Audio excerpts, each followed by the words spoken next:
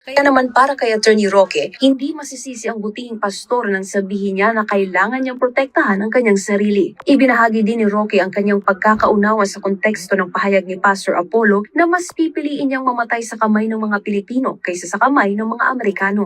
Kaya masisisi niyo ba si Pastor Kibuloy na bagamat handa naman siyang humarap sa mga kaso sa Pilipinas, ang kanyang suspetsa kapag siya'y nahuli na, dire-diretso na yan papapadala sa Amerika?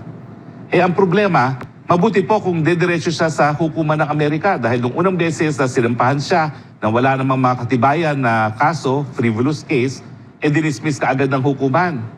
Paano kung matapos siya makidnap, subject siya to extraordinary rendition, i-torture at tuluyan ng mamatay? Kaya ito yung konteksto ng sinabi ni Pastor Kibuloy na mamamatay ako pero okay sa kanya kung Pilipinong papatay. Ang ayaw niya, yung Amerikano ang papatay sa kanya.